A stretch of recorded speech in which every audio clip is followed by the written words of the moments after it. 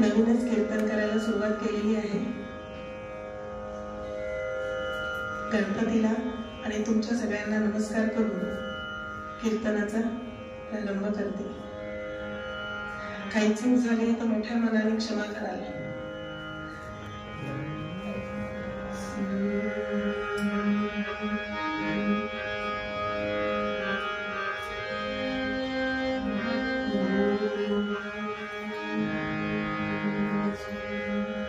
श्रीमन्महागणाधिपतये नमः.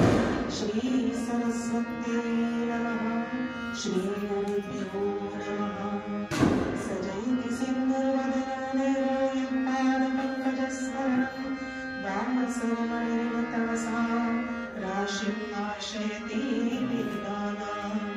या कुन्दे तुषारहारधवला या शूरवस्त्रावृता या वीणावरदण्डमण्डितकरा या श्वेतपद्मासना या ब्रह्माच्युतशङ्करप्रभुदिवे देवैः सदा वन्दिता. सा पातु सरस्वती भगवती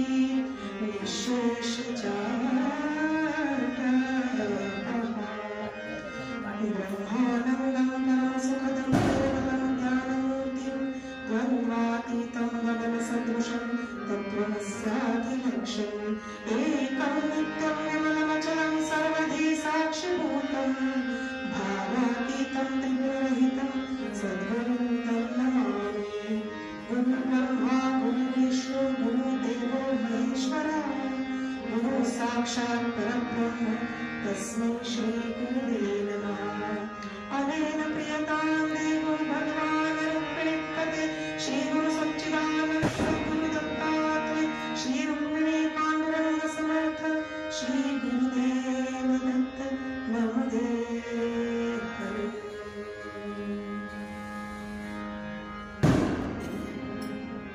दत्तात्रेय माऊली माया माझी दत्तात्रेय माऊली माया माझी दत्तात्रेय माऊली माऊली ज्याच्या सत्तेने स्वर्गाधिपती ज्याच्या सत्तेने स्वर्गाधिपती इंद्रादिका दाहुली माया माझी इंद्रादिका दाहुली माया माझी दत्तात्रेय माऊली माया माझी दत्तात्रेय माऊली माया माझी दत्तात्रेय माऊली माऊली. अनसूयेचे उदरी जन्मी अनसूयेचे उदरी जन्मी चित्तवृत्ती दोषविली माया माझी चित्तवृत्ती दोषविली माया माझी दत्तात्रेय माऊली माया माझी दत्तात्रेय माऊली माया माझी दत्तात्रेय माऊली.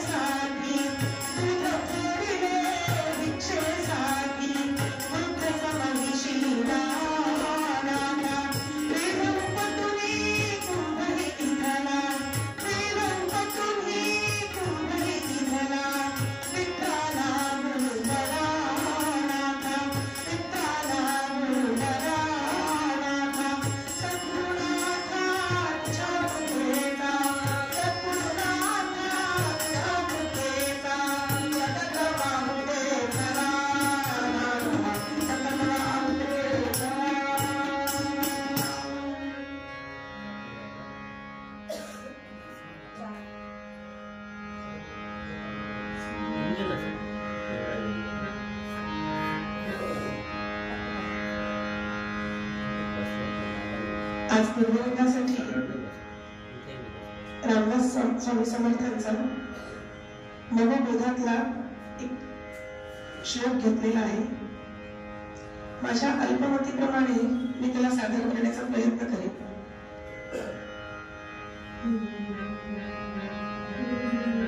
सदा देव काळजी जिचे देह जायचा, सदा देव काळजी जिचे देह जायचा, सदा राम नामे बोलू नित्य भाचा, सदा राम नामे बोलू नित्य भाचा. स्वधर्मेची काली सदा पुस्तकाचा, स्वधर्मेची काली सदा पुस्तकाचा. जगी धर्मी तुलास सुरत भाचा, जगी धर्मी तुलास सुरत भाचा. सदा देव काळजी जिचे देह जाता, सदा देव काळजी, सदा देव काळजी, सदा देव काळजी. सदा देव काळजी जिचे देह जाता, सदा राम नामे कधी नित्य वाचा. स्वधर्मेची चाळे सदा उत्तमाचा, जगी धर्म तुलास सर्वोत्तमाचा. जय जय रघुवीर समर्थ. मनोबोधातला एक खूप सोपा आणि साधा श्लोक घेतलेला आहे. मनोबोधातले बहुतेक सगळे श्लोक सोपे समजायला सरळ आहेत, पण त्यात आम्ही आमच्या अल्पमतीप्रमाणे थोडंफार आणखी समजवण्याचा प्रयत्न करतो.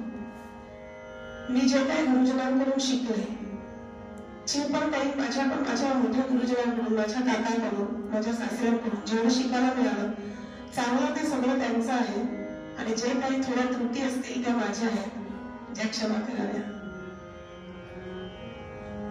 रामदास स्वामी म्हणतात, सदा देव काळजी जिचे देह ज्याचा.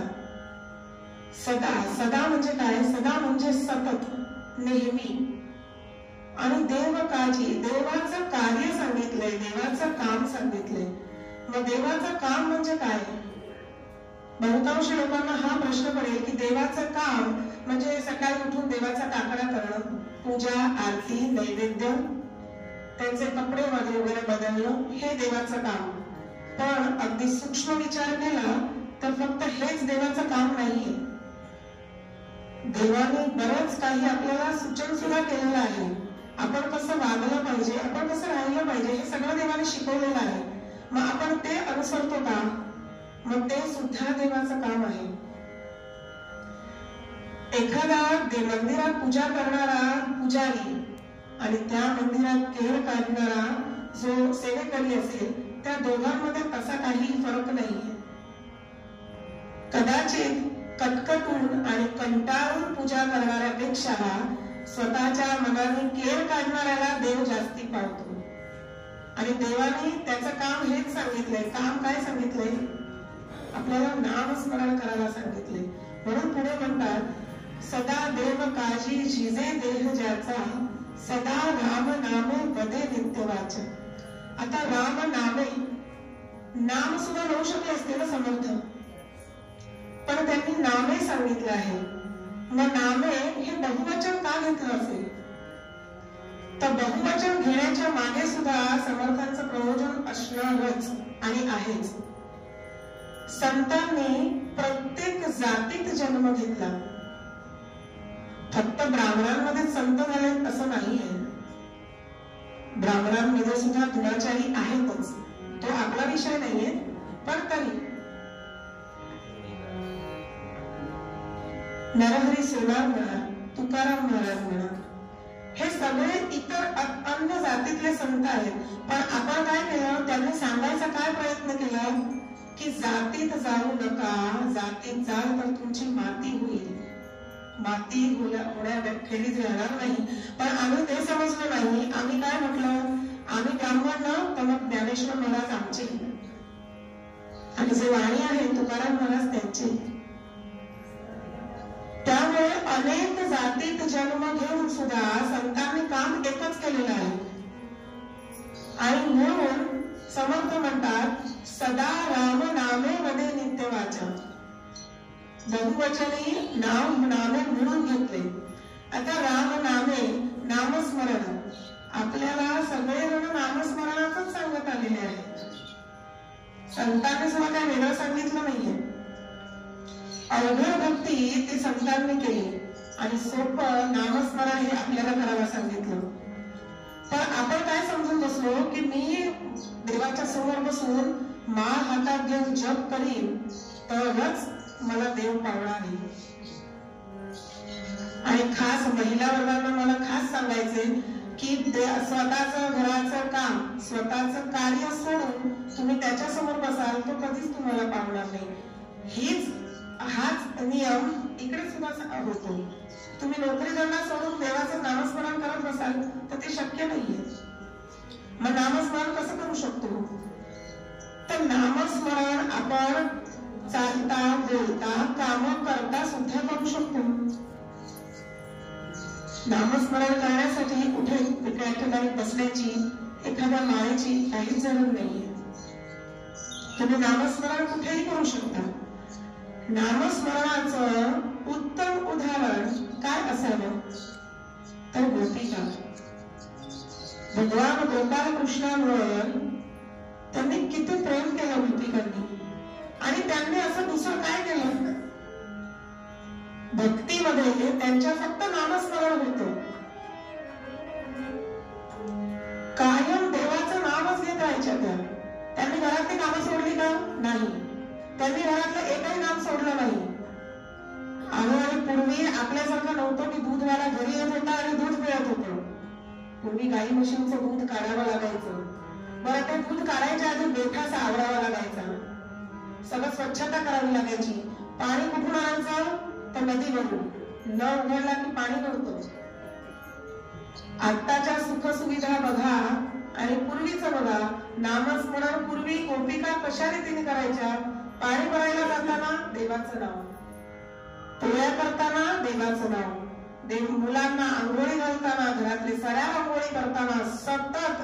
म्हणून जे सदा देव काजी जिजे देह ज्याचा. सदा म्हणजे सतत सतत गोपिका भगवान गोपाल कृष्णांचं स्मरण करतच होत्या. त्या इतक्या रंगून जायच्या गोपाल कृष्णांच्या स्मरणामध्ये की दही दुधाचे हंडे घेऊन त्या बाजारात जायच्या विकायला. अहो म्हणणं काय अपेक्षित आहे की कोणी दही घ्या, कोणी दूध घ्या, कोणी लोणी घ्या. परंतु त्या इतक्या रममाण होत होत्या की त्यांना हे लक्षात राहायचंच नाही की आपल्याला दही घ्या, दूध घ्या म्हणायचंय. त्या म्हणायच्या गोविंद घ्या, कोणी गोपाळ घ्या, कोणी दामोदर घ्या. मथुरेतले लोक हसायला लागले त्यांच्यावर. तर या बेड्यांचे खुळे गोविंद घ्या, दामोदर घ्या. ह्याच्यावर नाथ महाराज काय म्हणतात? दुडीवरी दुडी गवळण सात निघाल्या. दुडीवरी दुडी गवळण सात निघाल्या. दुडीवरी दुडी गवळण सात निघाल्या.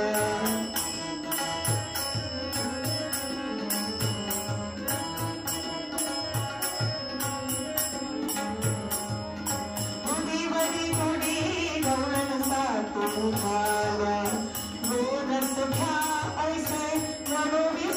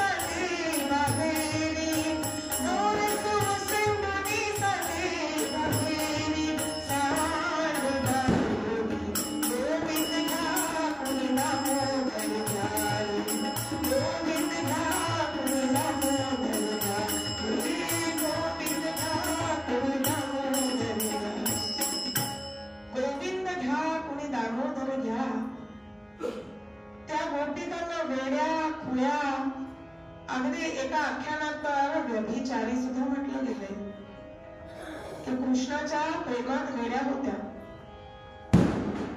प्रेम हे भगवंतावर केलेल्या, भक्तांनी केलेलं भगवंतावरचं प्रेम सुद्धा प्रेमच असतं.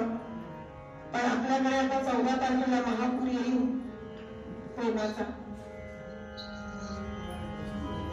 आम्ही व्हॅलेंटाईन डे साजरा करतो प्रेमाचा म्हणून. आम्ही त्याच्या प्रेमात पडतच नाही. आणि बरं का, भगवंत आहे ना, तो माझ्या मते आपण त्याला माऊली म्हणतो. विठोबाला आपण माऊली म्हणतो. 16 वर्षाचा मुलगा ज्ञानेश्वरी लिहून माऊली होऊन गेला. माऊली का म्हटलं गेले? माऊली म्हटले म्हणजे पित्याचं प्रेम नाहीये का? इकडे सगळे रागवतील माझ्यावर. पित्याचं प्रेम सुद्धा तेवढंच आहे. परंतु भगवंत हा माऊलीच्या अंतःकरणाने भक्तावर प्रेम करतो. कसं? आई आणि वडील या दोघांमध्ये फरक काय आहे? दोघांच्या प्रेमात काहीच फरक नाहीये. फरक फक्त सुधार आणि स्वीकार याचा आहे. माऊलीकडे पहिला सुधार आहे, पहिला स्वीकार आहे. क्षमस्व, पहिला स्वीकार आहे आणि मग सुधार आहे. मात्र वडिलांकडे पहिला सुधार आहे. आधी तू मार्ग इतके आणून दाखव, मग मी तुला एवढं देईन. आणि आई म्हणते, बाळा शिरा खा आणि अभ्यासाला बस, छान अभ्यास होईल तुझ्याच्याने. म्हणजे आधी स्वीकार आहे आणि मग सुधार आहे. एक छोटस मूल, एक उदाहरण घ्यायचं झालं तर एक छोटस मूल घेऊ आपण, अगदी 2-2.5 वर्षाचं. आताच नाही बरं, आम्ही आमच्या लहानपणीची गोष्ट करते. कारण की आताची 2 वर्षाची मुलं पण खूप स्मार्ट असतात. त्यांना माहिती असतं की पॅटर्न लॉक आहे मोबाईलला, त्यामुळे असं करून लॉक उघडेल. त्यामुळे आताची मुलं नाही, पण पूर्वीची लहान मुलं, 2 वर्षाचं मूल धावत आईकडे गेलं, नाकातून शेंबूड आलंय, खूप खराब झाले कपडे. आई काय करेल? पहिलं त्याला उचलून घेईल, नाक पुसेल आणि विचारेल, बाळा कुठे पडलास तू? वडिलांना प्रेम नाहीये का? आहे. पण वडील म्हणतील, आधी नागपूस. कुठे पडलास? आधी नागपूस. एवढाच फरक आहे. त्यामुळे माऊलीच्या अंतःकरणाने भगवंत आपल्यावर प्रेम करतच असतो. पण आपण त्यांची मुलं म्हणून त्यांच्यावर प्रेम करतो का? नाही. आम्ही 14 तारखेच्या महापुरात वाहून जातो. असो, तो आपला विषय नाही.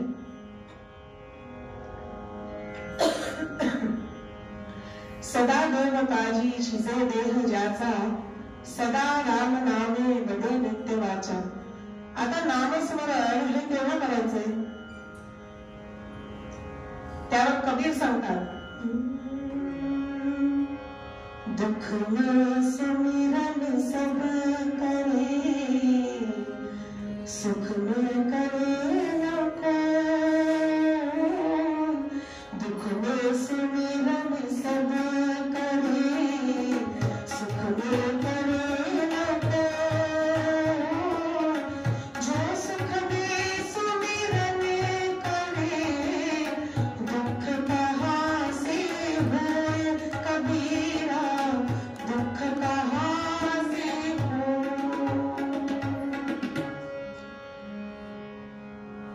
दुख में सुमिरन सब करे, सुख में करे न कोई.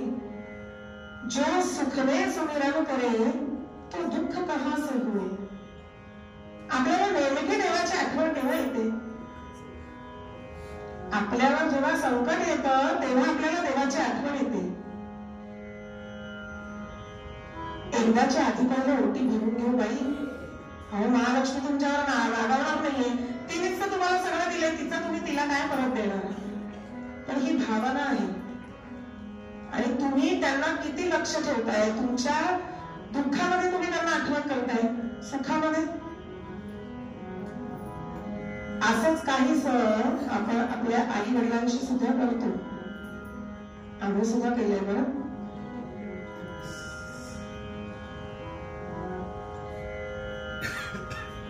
आपल्याला चालत असताना रस्त्यातनं ठेच लागली, जोरात ठेच लागली. मनातून काय येतो उद्गार? आई गो. खूप जीवाभावाची मैत्रीण आहे माझी अंजू, बसली इकडे. खूप जीवाभावाची मैत्रीण आहे. अगं अंजू, पायाला असं म्हणणार आहे का मी?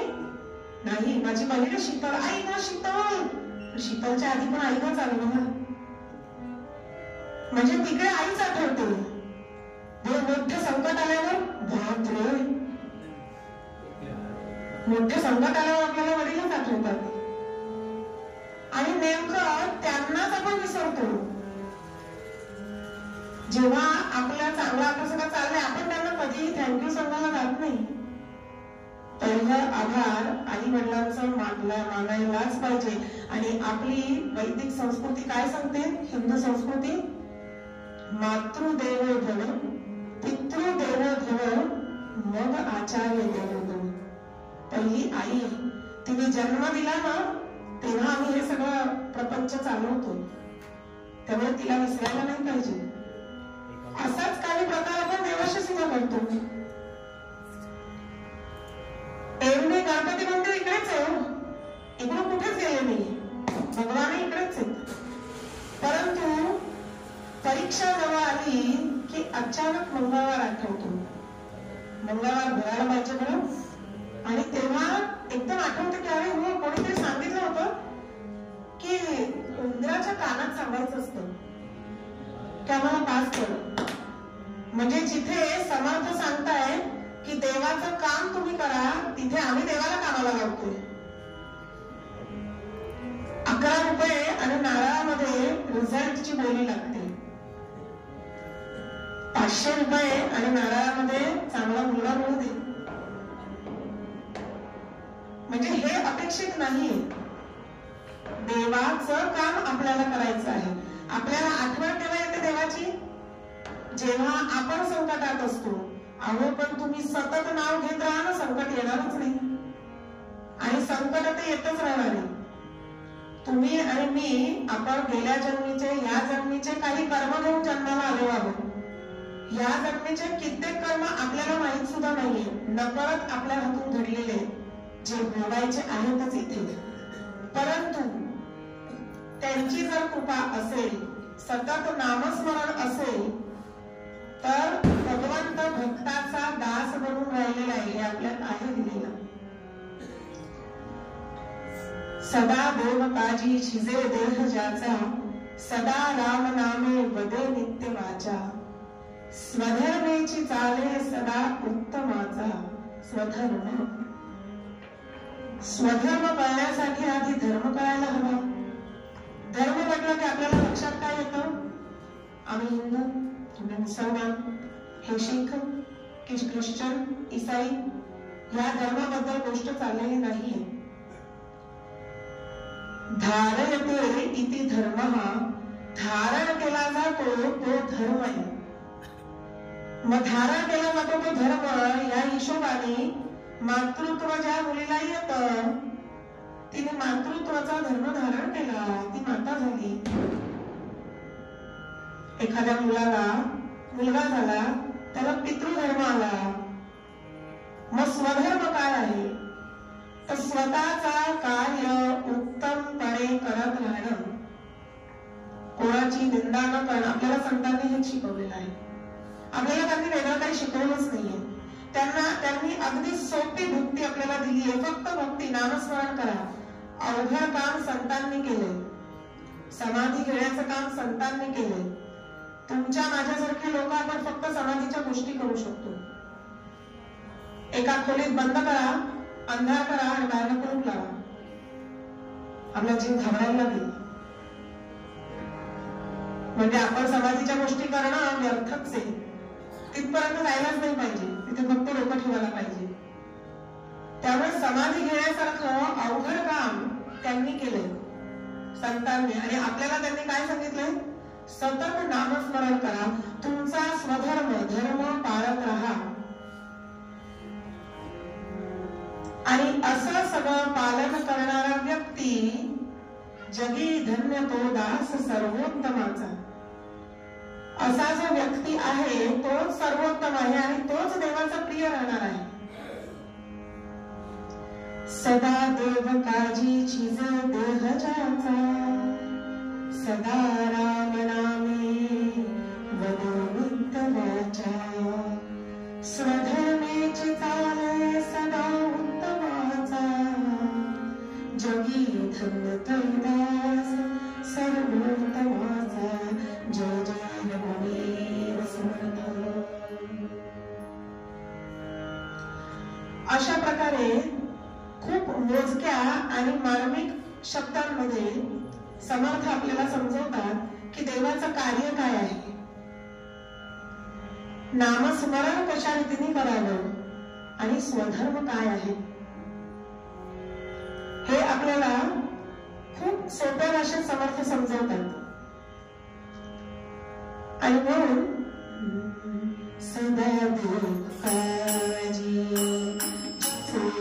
हजाचा सदा काळजी हजाचा सदा रामनामे गुरुमुक्तवाचा सदा रामनामे गुरुमुक्तवाचा स्वधर्मेची ताली सदा पुस्तवाचा स्वधर्मेची ताली सदा पुस्तवाचा जगी धरून तो दास सर्वोत्तमाचा जगी धरून तो दास सर्वोत्तमाचा जगा देऊन काजी सदा देऊन काजी सदा देऊन काजी. आपण थोडा वेळ नामस्मरण करूया. एवढ्या नामस्मरणाच्या गोष्टी केल्या, थोडस नामस्मरणही करायला हवं.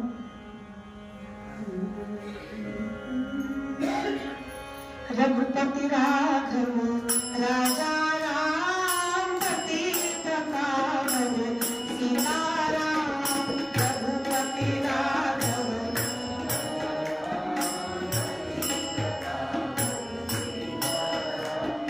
रघुपती राघव राजा राम पतित पावन सीताराम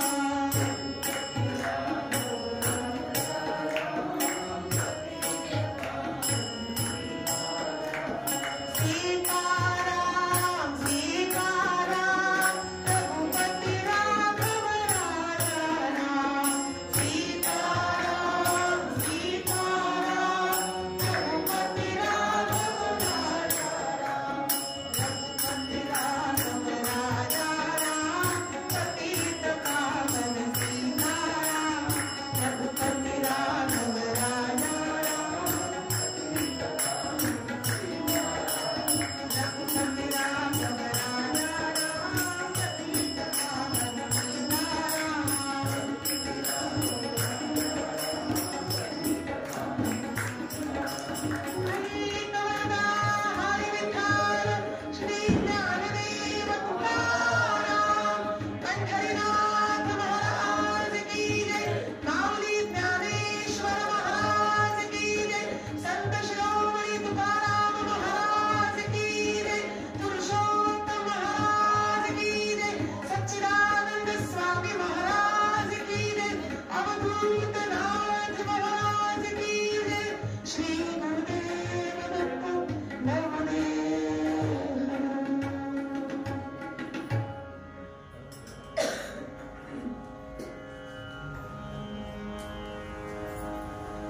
नामस्मरणाच्या एवढ्या गोष्टी झाल्यावर ठणक काऊन गर्जना व्हायला हवी की नाही?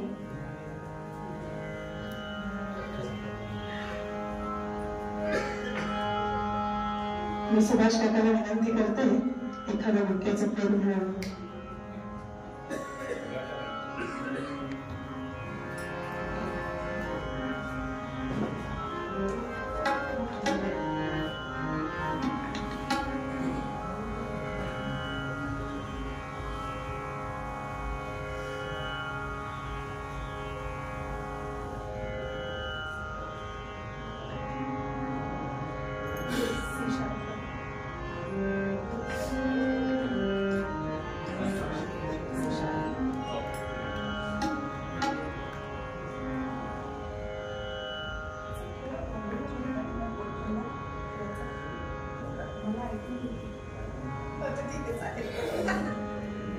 मला ऐकून गरजेचं आहे. काय बोलतो मला कळत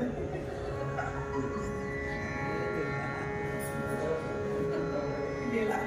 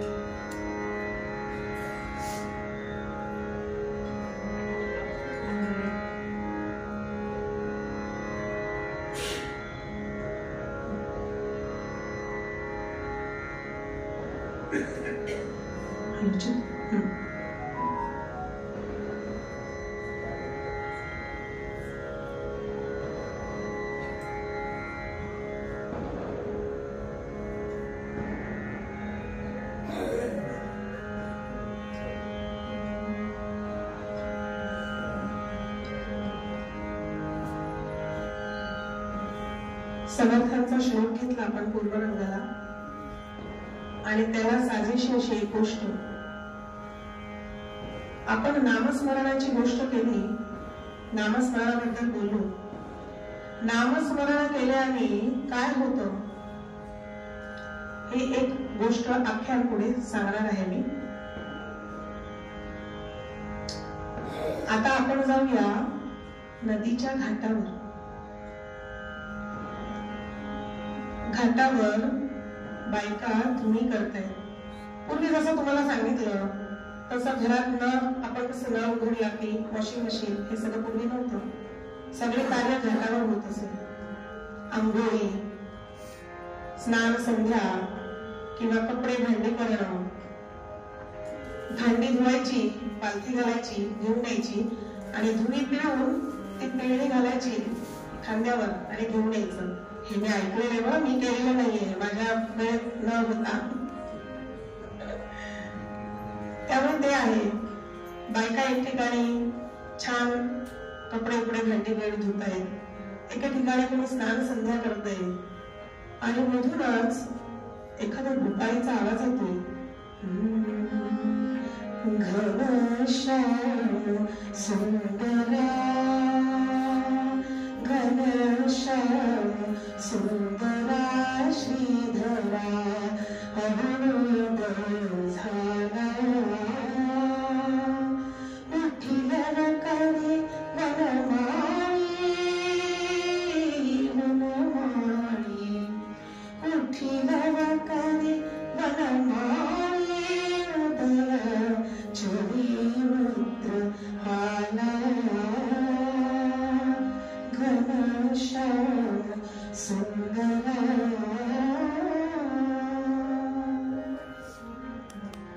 अशी कुठून तरी भूताळी ऐकू होती आणि तिकडे अगदी 15-16 वर्षाची मुलगी असेल आणि ती तिकडे धुणी धुतीये.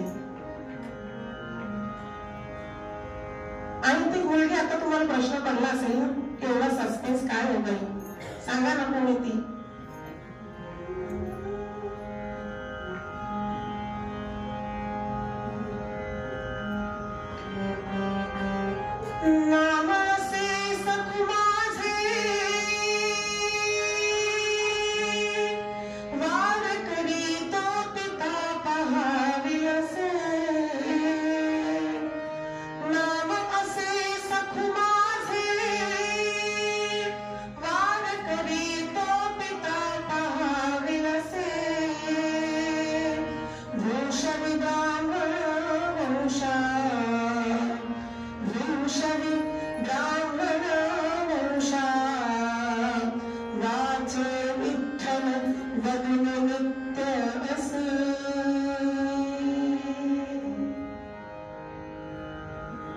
सखू नावाची एक मुलगी आहे आणि ती तिकडे कपडे धुतीये, धुणी धुतीये, भांडी धुतीये.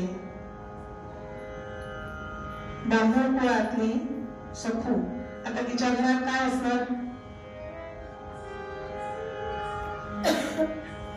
वडील स्नान संध्या त्यांचं जे वैदिक कर्म करणं आहे, संस्कारही सखूवर तसेच. पंढरीची वारी कधीही चुकवली नाही सखूच्या आई वडिलांनी, कधीच नाही. आणि आईने सखूला शिकवलं काय? विठ्ठलाची भक्ती आणि सतत नामस्मरण शिकवलं. आणि सखू सुद्धा दंग होऊन जायची. विठ्ठल तळाला मला भेटण्याला, विठ्ठल तळाला मला भेटण्याला, मला भेटण्याला, मला भेटण्याला, विठ्ठल तळाला मला भेटण्याला, विठ्ठल तळाला मला भेटण्याला.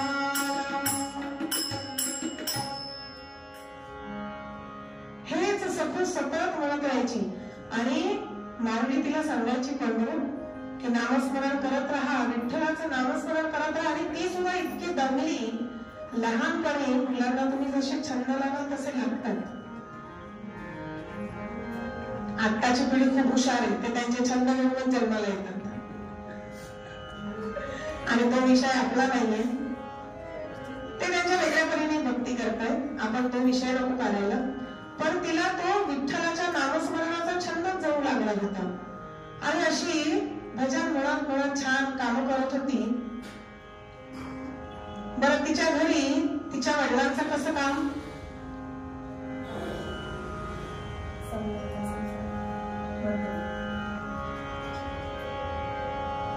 असा हा संतांचा संसार, असा हा साधूचा संसार.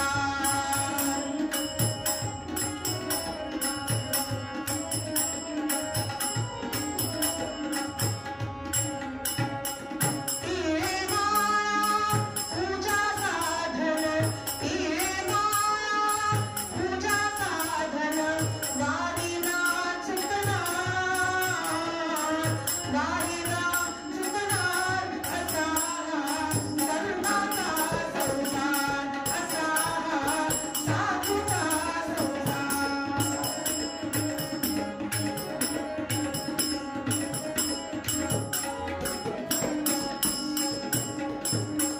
दुःख अवघे सुख मानोनी, दुःख अवघे सुख मानोनी, नाम घेत जाणार, नाम घेत जाणार.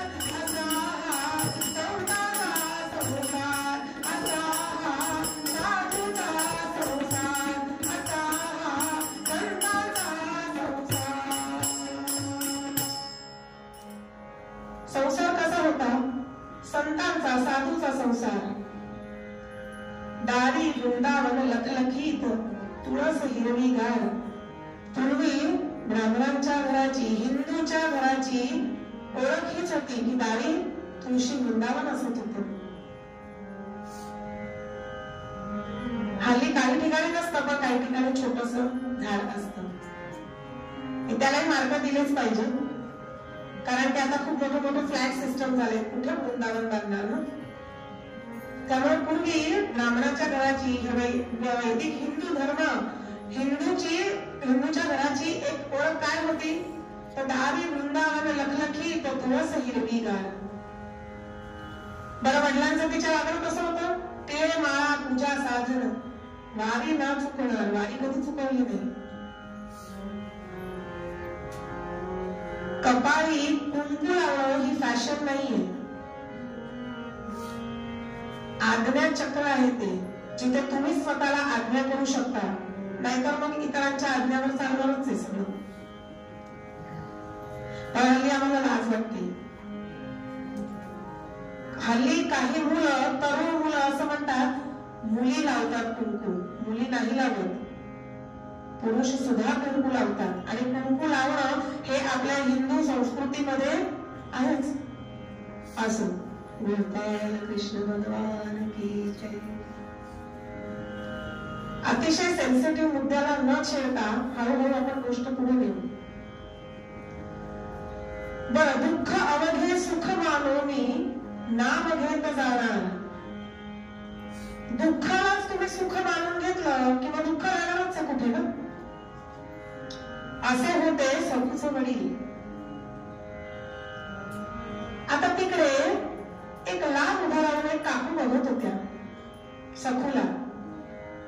आणि होतच, मुलगा जरा वयात आला की एखादी मुलगी दिसली की असं वाटतच की अरे ही मुलगी चांगली आहे बरं.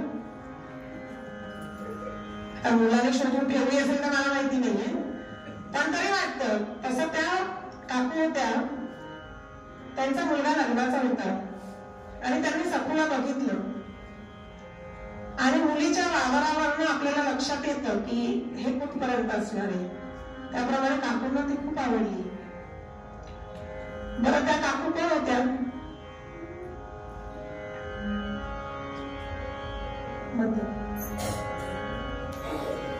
विश्वंभर भट नाम जयाचे, विश्वंभर भट नाम जयाचे, त्रिज धर्मचारी कृष्णागिरी करी सावकारी, कृष्णागिरी करी सावकारी.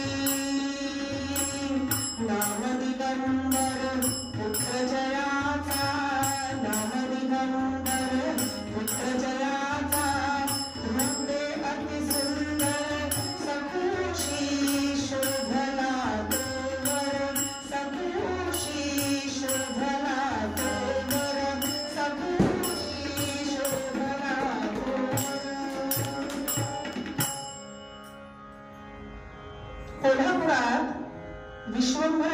विश्वंभर भट नावाचे सावकार राहत होते आणि त्यांच्या या सौ होत्या आणि त्यांचा मुलगा दिगंबर दिसायला देखणा, सखू सुद्धा सुंदर होती. त्यांना वाटलं की अरे वा, छान आहे मुलगी. त्या जवळ गेल्या आणि सखूला म्हटलं, अगं मुली इकडे ये पाहून. पूर्वीची पद्धत होती, आता ही काहीशा अंशात ती आहे की मोठे दिसले की नमस्कार करायचा.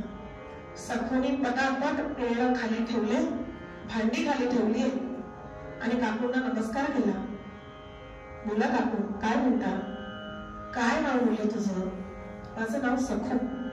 बर, तुझं वडील काय करतात? ते याज्ञिकी करतात. आता याज्ञिकी किंवा पौरोहित्य हा शब्द असायला हवा, भिक्षुकी नाही. जे याज्ञिकी करणारे आहेत, ब्राह्मण तुमच्या दारी येऊन विचारत नाही सत्यनारायण करायचंय का? 51 रुपयात सत्यनारायण, 2 केले तर इतक्यात भिक्षा मागायला जाते.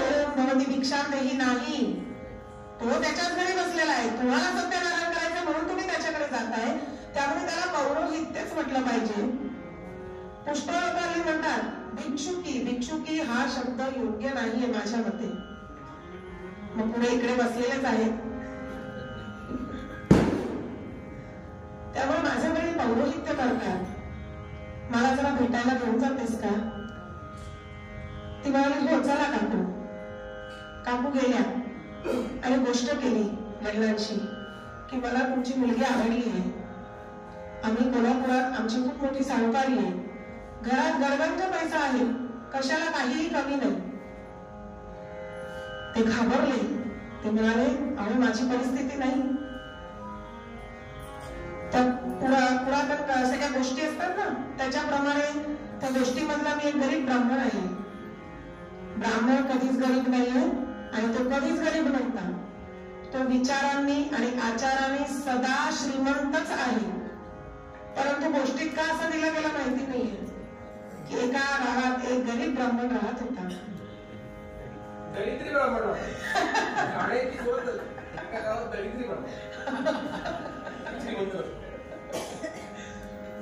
त्याप्रमाणे सखूच्या वडिलांनी सांगितलं की अहो तुम्ही एवढं सावकारी करणार आहे, माझी परिस्थिती नाही हो. सासूबाईंनी सांगितलं की अहो मला तुझ्याकडून काही नको आणि लग्नही तुम्ही, सखूला कोणी दुसरा नव्हता, आई वडील आणि ती तिघच राहत होते. तुम्हीच कोल्हापूरला या आणि तिथे सगळं लग्न वगैरे सगळं थाटामाटात होईल. तुम्ही काही काळजी करू नका. वडील सुद्धा हो म्हणाले. पूर्वी मुलीला विचारून सांगतो अशी पद्धत नव्हती. आई वडीलच नक्की करत होते की आपल्या मुलीसाठी कोणता मुलगा योग्य असेल. त्यामुळे आई वडिलांनी योग्य नक्की केलं आणि सखूला दिलेले उत्तम संस्कार त्यांनी नाही सुद्धा सांगितलं नाही. थाटामाटात छान लग्न झालं. 3-4 दिवस छान सोहळा चालू होता लग्नाचा आणि नंतर शेवटी 3 दिवसांनी वडील म्हणाले आता आपल्याला निघायला नाही बरं, मुलीच्या घरी जास्त राहणं योग्य नाही. वडिलांनी सखूला निरोप दिला. वडील सखूला निरोप देताना काय सांगतात?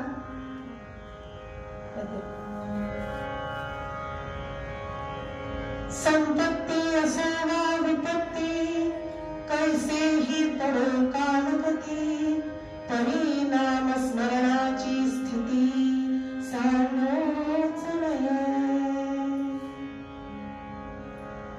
वेगळा निरोप काय देणार?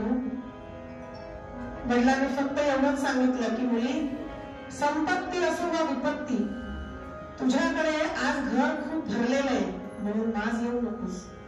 तू नकोस, मातू नकोस, सांगू नकोस वगैरे म्हणतात ना, ते पुस्तकामध्ये असतात तसं करू नकोस.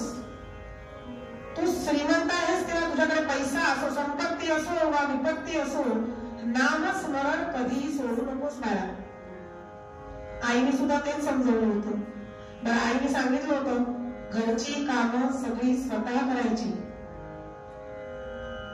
गृहिणी आपल्या हिंदू संस्कृतीत बरं का गृहिणी म्हटलं जातं. पूर्ण गृह जिचं ऋणी आहे ती गृहिणी आहे. हाऊस वाईफ नाही, हाऊस वाईफ नाही. गृहिणी हा उत्तम शब्द आहे. पूर्ण गृहाने तिचं ऋणी राहायला हवं. तिला सकाळी सांगावं नाही लागत की 4 वाजता उठून नवऱ्याचा डबा बनवायचा आहे, 6 वाजता मुलं शाळेत जाणार आहे. परत ते सगळं करता असताना सासू सासऱ्यांची सेवा करायची आहे, त्यांना औषधं द्यायची आहे. सासऱ्यांची बीपीची गोळी जेव्हा सासूची डायबिटीसची गोळी हे तिला सांगावं नाही लागत.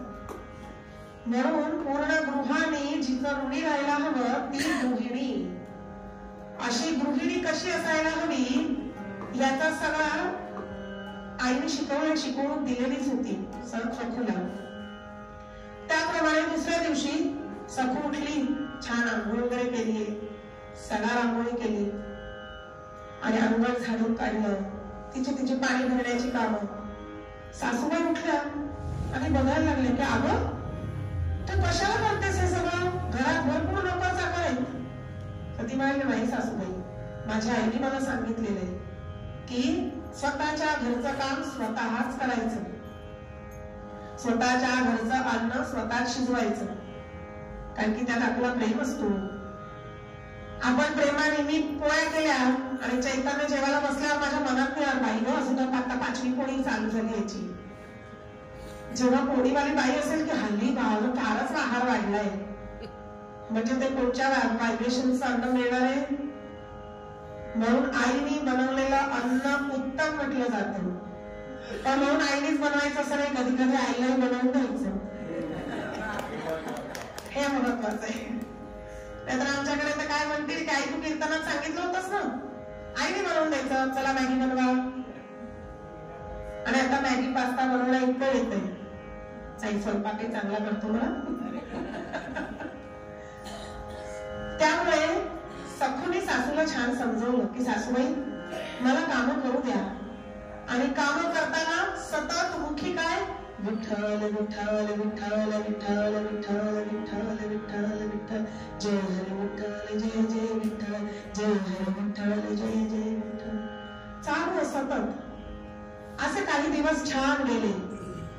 सखूच्या सासूबाईंना खूप आवडायची सखू, आवडलीच होती म्हणून तिला लग्न करून आणली होती ना. मग पूर्वी कसं किट्टी नव्हती, आता कसं किट्टी असतात, आपण एकत्र होतो, म्हणजे मी जाते किट्टीमध्ये, तो असं बघू नको. पण पूर्वीची किट्टी काय असायची, माझ्या तुरीच्या शेंगा, तुमच्या वाटाण्याच्या शेंगा, तुमचे गहू यांचे तांदूळ असं घेऊन कोणाच्या एकाच्या ओसरीवर बसायचं, ते निवडायचं आणि गप्पा मारायच्या. हे पूर्वीची किट्टी होती. त्याप्रमाणे शेजारच्या काकू आल्या, ललिता पवार, त्यांनी बघितलं सखूच्या सासूबाई म्हणायच्या आमची सखू अशी, आमची सखू तशी. अहो किती सांगितलं तरी घरची सगळी कामं करते, काय उत्तम जेवण करते, किती सुंदर रांगोळी काढली बघा, किती छान सडा काढते, माझी छान काळजी घेते. सकाळी उठून सासऱ्यांसाठी चंदन उभारून ठेवणं, पूजेची तयारी करणं, नवऱ्यासाठी स्नान संध्याची पूजा करणं. संध्या वगैरे हल्ली करतात नाही मला नाही माहिती, पण संध्यापूर्वी करायचे, त्यामुळे या गोष्टीत आहे संध्येचं. त्यामुळे संध्येची तयारी करून ठेवणं असं सगळं ती करायची. ते काही काकूंना ऐकवलं नाही, दुखायला लागलं पोटात. आणि अशा पोटदुखीवर रामबाण इलाज, इनो म्हणजे काय, तर सासूबाईंना सांगायला सुरुवात केली. अहो मी बघितलंय तुमच्या त्या सखूला काहीतरी भिकाऱ्याला रोग लागलेले आहेत. का असं म्हणताय? अहो सतत काहीतरी बोलत असते ती, बघा तुम्ही नामस्मरण सारखी करतच असते, हे काय हे भिकारा चारा लावलाय तिने. ते म्हणाले काय हरकत आहे नामस्मरण करत असेल, तुम्हाला माहितीये का नामस्मरण कशासाठी करतीये? सासूबाईंनी काय फार लक्ष दिलं नाही, पण तरी बी तर रोपलं गेलं होतं, मग हळूहळूच उगणार ना झाड. मग त्याप्रमाणे काही दिवस गेले. सखू तिच्या मैत्रिणींशी गोष्टी करायला लागली की बरं का माझ्या आईकडे मी वारीला जायची, काय छान वाटायचं, विठ्ठलाचा तो गजर, जय हरी विठ्ठल जय जय विठ्ठल जय हरी विठ्ठल जय जय विठ्ठल. आवाज काम नाही करत तेवढा. त्यामुळे ती वारीच्या गोष्टी करायला लागली. तिच्या मैत्रिणी म्हणायला लागल्या आम्ही नाही गेलो बाई कधी वारीत. अरे किती छान वाटतं माहितीये का. शेवटी दुसऱ्या दिवशी काकू आल्या आणि म्हणाल्या आज बघितलं बरं तुमच्या सखूला नामस्मरण अजून चालूच आहे. तुमच्या बसची गोष्ट नाही होती. तुम्हाला नाही जमणार सासू होता. सासूनी की नाही सासू सारखंच राहिलं पाहिजे. सासूनी आई होता कामा नाही. तुम्ही असं राहिलात ना बघा ती पुढे काय करणार. तुमच्या घराची दशा बसून जाईल. असं तसं शेवटी थोडस सासूबाई जागरूक झाल्या आणि सासूबाईंनी बोलवलं शकुला आणि तिला सांगितलं आजपासून नामस्मरण करायचं नाही. अहो का सासूबाई तुम्ही असं का म्हणताय. मी सांगितलं म्हणजे नामस्मरण करायचं नाही. तरी सुद्धा तिचं नामस्मरण हळूहळू चालू राहायचं. आता ह्या काही सासूबाई काही रोज थोडी असायच्या. मग सासूबाईंनी काय केलं तू माझं ऐकत नाहीस. घरातले गडी काढून टाकले. थोडी भांडी तुलाच करायची. केक वगैरे तुलाच काढायचा. अहो हे काम आधी ती आनंदाने करतच होती आणि सखूला तुम्हाला आणखीन आनंद झाला की वा जितकं काम तेवढं नाम. आणि काम करत असताना कोण येणारे मागणारे म्हणजे नामस्मरण करायला काय चांगलंच आहे. त्यामुळे सखू खूप खुश झाली आणि कामं करायला लागली. मग काकूंना शेजारच्या कळलं की थोडासा डोस कमी झालाय.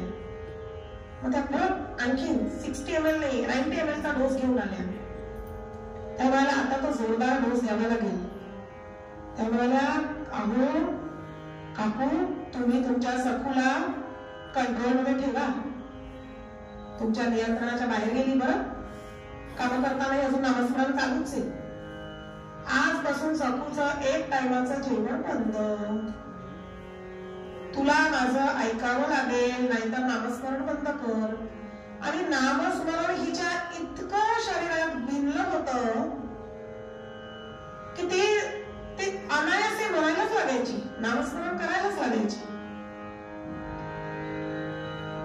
अशामध्ये झालं काय ती एकदा गेली होती घाटावर आणि तेवढ्यात तिकडनं वारकरी यायला लागली. छान टिळे लावलेले आहेत. धोतर नेसलेले हातात झांजा आणि मग काय चालू आहे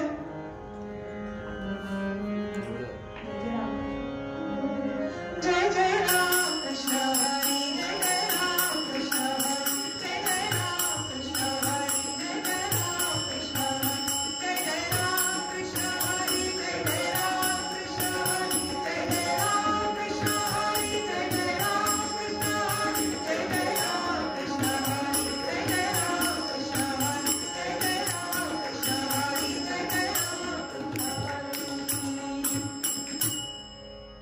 आणि अहो हा कानावर आवाज पडताच ती वेळी झाली की वारकरी आले.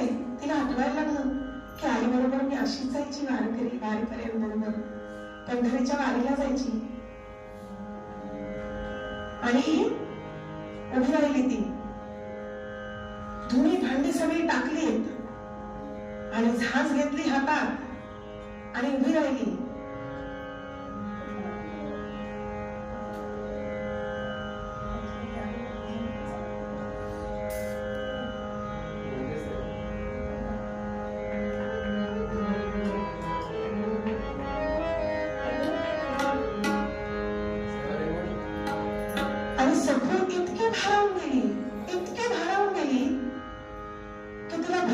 शिवाय राहिलं नाही. ती म्हणाली अहो काका म्हणू का मी एक भजन. वारकरी काय नाही म्हणणार होते का. आणि मग तिने सुरू केलं सेवा धर्म आहे सामी सखाशी हरी सेवा धर्म आहे सामी सखाशी हरी देवांचा ही देव करीतो भक्ताची सेवा करीतो देवांचा ही देव करीतो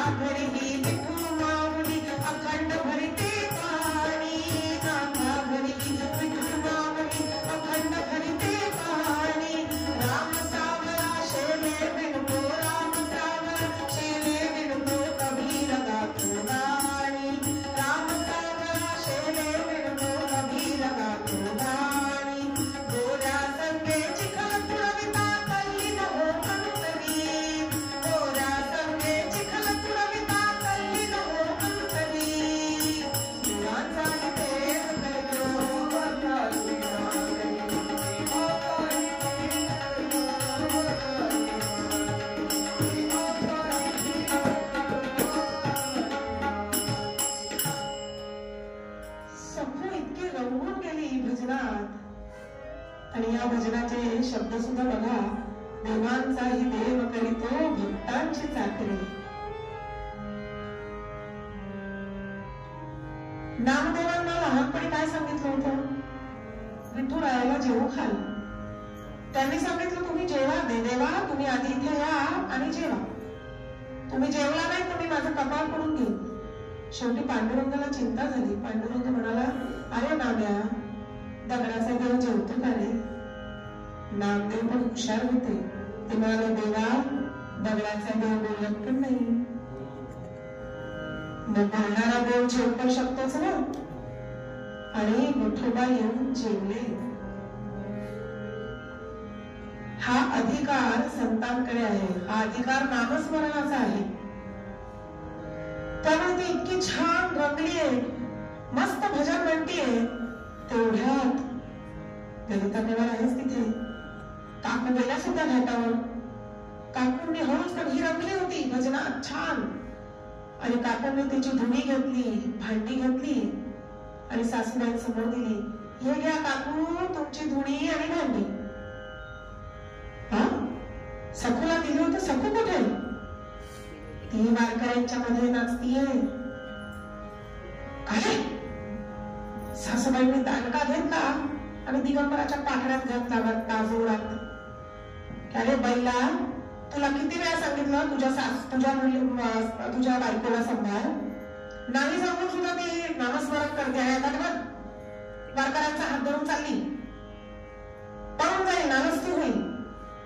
आता दिगंबराचं प्रेम होतं हो बायकोवर, पण तो रट्टा पडला होता ना पाठीत. तो उठला तमतमून आणि गेला. आणि सखू गाते, देवांचाही देव करीतो भक्ताची चाकरी, देवांचाही देव करीतो भक्ताची चाकरी, देवांचाही देव करीतो भक्ताची चाकरी. आणि ठळक आवाज आलाय. तीच काठी सखूच्या पायावर हाडली त्यांनी. बिचारी वेदनेने निवळली हो. आई आई गो पांडुरंगा देवा. खाली बसली. अहो मला का मारता?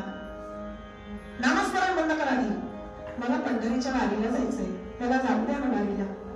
नाही, वारीला जायचं नाही. तशीच फरफटत घरी आणली. ती वारकरी निघून गेले. सखू रडत होती. शेवटी सासूबाई म्हणाल्या, ही अशी ऐकणार नाही. बरं आहो, किती हे 2-3 महिन्यापासून सगळं चालू होतं. सुरुवातीला काय झालं, घरातले सगळे नोकर चाकर काढले, तिला कामं करावी लागली. नंतर काय झालं, एक टायमाचं जेवण बंद झालं.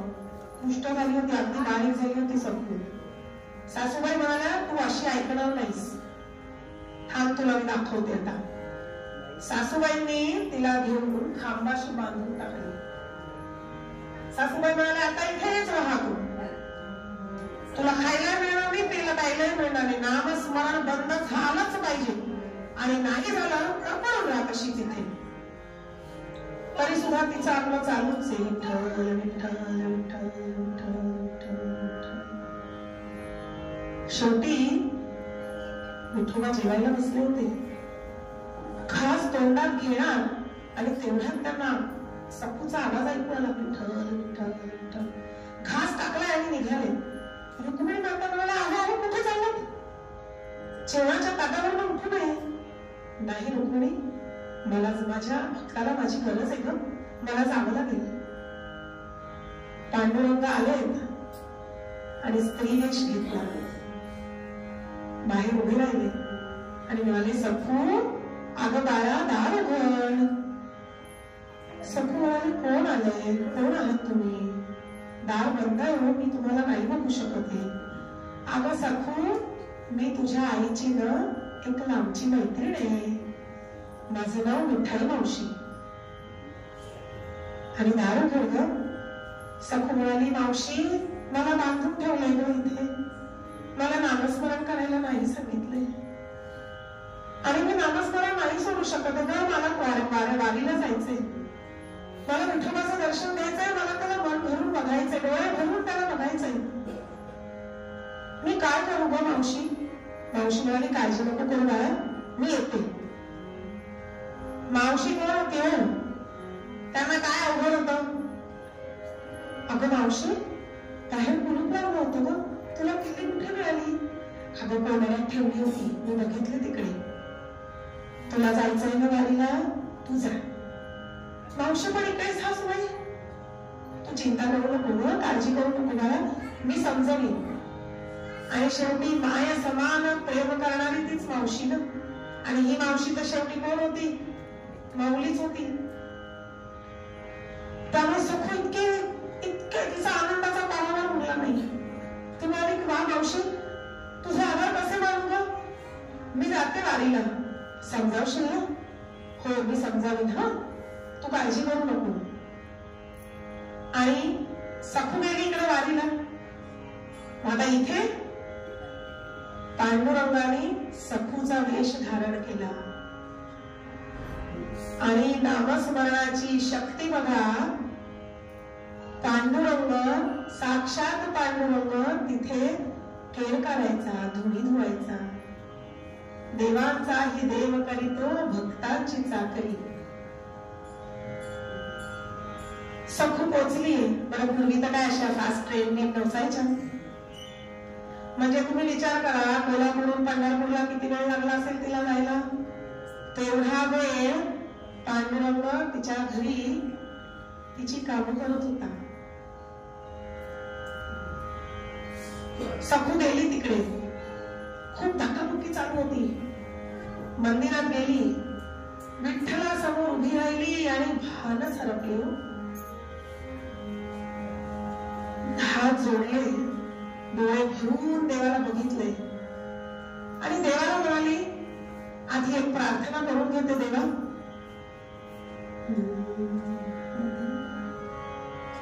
समचरण सरोजम सान्द्र नीलामुदं चरण विहित पाणी मंडलम मंडलानं तरुण तुलसी माला कंदरम कंजनेत्रम सदय धवलहासं विठ्ठलं चिन्तयामि. अनघनाथ भगवान की मंगलमूर्ती मोरया. विठ्ठलाचं ध्यान केलं आणि घळा घळा अश्रू व्हायला लागले तिच्या डोळ्यातून. आणि ती देवाला म्हणाली, अरे देवा, मी काय मागितलं होतं जास्ती? फक्त तुझं नामस्मरण करणं, हे पण जर मला शक्य नसेल तर हा देह काय कामाचा आहे? मला हा देह नको देवा. आणि हे अशा प्रकारे प्रार्थना केली आणि तिने तिथे देह सोडून दिला. गतप्राण होऊन सखू पडली खाली. सगळेजण गोळा झाले. हल्ली बरेच बहिणीचे भाऊ असतात की जे पटापटा उचलायला येतात. पूर्वी कसं नव्हतं बरं, बहिणींना बहिणीच उचलायला जात होत्या. आता हल्ली 4 रस्त्यावरती एखादा पुरुष पडू दे, विवळत पडतो बिचारा, कोणी बघायलाही जात नाही. आणि एखादी मुलगी बसली की अरे बेन શું થયું છે તમને करून 4 जण भाऊ गोळा होतात. पण तेव्हा तसं नव्हतं बरं. सगळ्या बायका एकत्र झाल्या. बघितलं तेवढ्यात 5-6 ब्राह्मण होते तिथले. ते म्हणाले की अहो इथं आमच्या काकूंची सखू आहे, बघा बघा काय झालंय. वैद्यांना बोलावलं. पाहिलं तर ते म्हणाले की फक्त प्राण झालेली ह्याच्यात काही नाहीये. बरं पूर्वी ऍम्ब्युलन्स पण होती की पंढरपूरहून कोल्हापूरला आली. मग ते ब्राह्मण होते, त्यांनी त्यांच्याकडे जे काही सोनं वगैरे काय होतं ते गहाण ठेवलं, पैसे घेतले, तिची तिथे अंत्यविधी केली आणि म्हणाले आता आपण काकूंना जाऊन. काकूंचा स्वभाव म्हणजे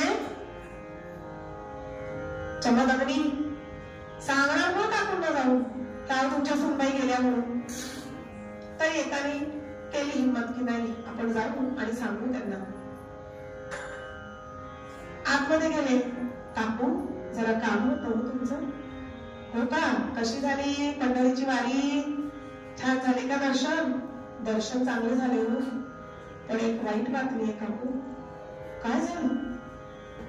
तेव्हा ते म्हणाले तुमची सखू गेली हो. कुठे गेली? कुठे गेली सखू? हो गेली होती, आम्ही तिचा अंत्यविधी करून आलो. काहीच्या काही बोलताय. ए सखू, हाक मारली. सखू आली बाहेर. अरे बापरे भूत, सगळे पळून गेले. तू म्हणतोय की सखू गेली तर हे काय तिचं भूत आहे का? त्यांना खरंच भूतच वाटलं आणि ते पळून गेले. शेवटी सासूबाई म्हणाले हे काहीतरी उगाचच खोटं बोलताय. सखू जा तू घाटावर जा, धुणी भांडी सगळे काय आहे ते कामावर. सखू गेली. तेवढ्यात ही रुक्मिणी मातेला प्रश्न पडला, आता ही गेली आणि आमच्या तिकडे आता होणार काय? रुक्मिणी माता म्हणाले मला काहीतरी करावं लागेल. त्या पोहोचल्या तिथे जिथे सखूच्या तिथे गेलेली. अहो 4-5 चिता जळत होत्या. ओळखलं कसं की सखू कोणची? शेवटी रुक्मिणी मातांनी विचार केला आणि शांतपणे उभ्या राहिला. एक ठिकाणून चितेच्या अस्थींमधून आवाज येत होता, विठ्ठल विठ्ठल विठ्ठल विठ्ठल विठ्ठल विठ्ठल. हेच सखूच्या अस्थी. रुक्मिणी मातांनी तिला जीवनदान दिलं, तिला जिवंत केली आणि सांगितलं बाई तू तुझ्या घरी जा तेव्हा माझ्या घरी येईल. किती महिने झाले आमचे तिकडेच आहेत, आम्ही काय करायचं? ती म्हणाली बापरे साक्षात पांडुरंग माझ्यासाठी तिकडे गेले. सपत्तीने निघाली घरी जायला. आम्हाला पुन्हा तोच प्रश्न ना, पंढरपूरहून कोल्हापूरपर्यंत जाईपर्यंत परत विठोबाचे होतीच काम. सखू पोहोचली. बरं रुक्मिणी मातेने सांगितलं की जाशील ना तर घाटावरून जा. बरं पूर्वी का काय असं फार असं विचारण्याची पद्धत होती. मोठ्याने सांगितलं की ऐकायचं.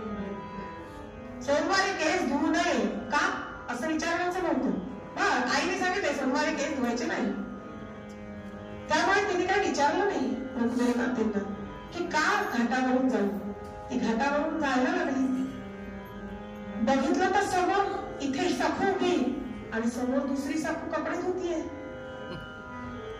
डोळ्यातलं पाणी व्हायला लागलं. हो ती बघायला लागली की देवा पांडुरंगा तू इतका कृपा करणार असावा की तू माझ्यासाठी माझी कामं केली, धुणी भांडी केली. देव म्हणाला की चिंता नको करू बाई, तू घरी जा, तुझं इथे सगळं सांभाळलं गेलं. सखू घरी पोहोचली. सासूबाई म्हणाले काय धुणी कुठे गेली? सासूबाई आणते बरं मी विसरले तिकडे. अशी कशी विसरली? सासूबाई ती धुणी धुणारी, ती भांडी घासणारी, ती सडा रंगोळी घालणारी ती सखू मी नव्हती हो. काय तू सरवतीस, काहीतरी बोलतेस? अहो तो साक्षात पांडुरंग होता. आता तू खोटं पण बोलायला लागलीस का? मी स्वतः बघितलेले, तूच होतीस ती. नाही हो सासूबाई. सासूबाईंनी सांगितलं होता ना पांडुरंग होता ना, बोलव त्याला इथे आणि तो इकडे येईल. तो इकडे येऊन तो मला सांगेल तरच मी मान्य करेन. तुझ्यासाठी पांडुरंग येऊन इकडे काम करू शकतो ना, पण तुझ्यासाठी पांडुरंग येऊन मलाही सांगू शकतोच की. तिने खूप प्रार्थना केली आहे देवाची. पांडुरंगाला आवडलं की देवा आता तूच ये बाबा धावून. ससा माझ्या नामस्मरणाचा खंड नको मला, हे नको पडायला, खंड नको पडायला, म्हणून तू आलास ना धावून. मग ये ना धावून आणि मला माझ्या सासूबाईंना सांग ना देवा. आणि देव आला. पांडुरंग साक्षात रुक्मिणी आई सकट प्रकट झाले तिकडे आणि सासूबाईंना सांगितलं की काकू मीच होतो आणि हिला नामस्मरण करू द्या. हो सासूबाईंनी पहिले सखूचे पाय धरले की तुझ्यामुळे मला यांचं दर्शन झालं. सखूने सांगितलं नाही हो सासूबाई माझे पाय धरू नका, पाय विठ्ठलाचे धरा. आणि त्याला विठ्ठलाला सांगितलं की आजपासून मी सखूला कधीही नामस्मरणासाठी नाही सांगणार नाही. आणि सखू गुणा गोविंदाने आनंदाने संसार करू लागली. आता हे सगळं एवढं कशामुळे झालं? फक्त आणि फक्त नामस्मरण. हट्ट असावा, माणसाने हट्टी नसावं असं माझं म्हणणं नाहीये, पण तो हट्ट नेमका कुठे करावा हे सुद्धा कळलं पाहिजे. आपण नेमका नको तिथे हट्ट घेऊन बसतो. तो हट्ट घ्यायचा नाही. हट्ट तिचा काय होता, मी नामस्मरण करीन, मला नामस्मरण करू द्या. आणि त्या नामस्मरणाचा तिला मोबदला काय मिळाला. अहो, पांडुरंग साक्षात येऊन तिच्या घरी सेवा करून गेला. आपल्याला जिथे दर्शनही दुर्लभ आहे. आणि म्हणून समर्थ काय सांगतात,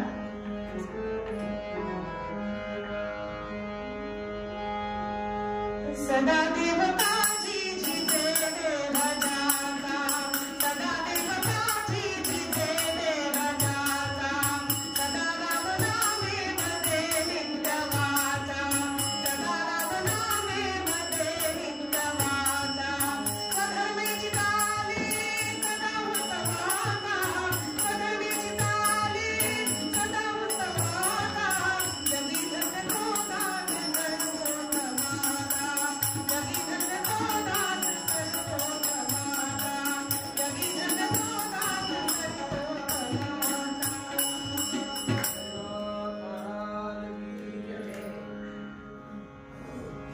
पुंडलीक वरदा हरी विठ्ठल, श्री ज्ञानदेव तुकाराम, पंढरीनाथ महाराज की जय, माऊली ज्ञानेश्वर महाराज की जय, संत श्रेष्ठ तुकाराम महाराज की जय, आर्य सनातन हिंदू वैदिक धर्म की जय, भारत माता की जय, मंगल मूर्ती मोरया.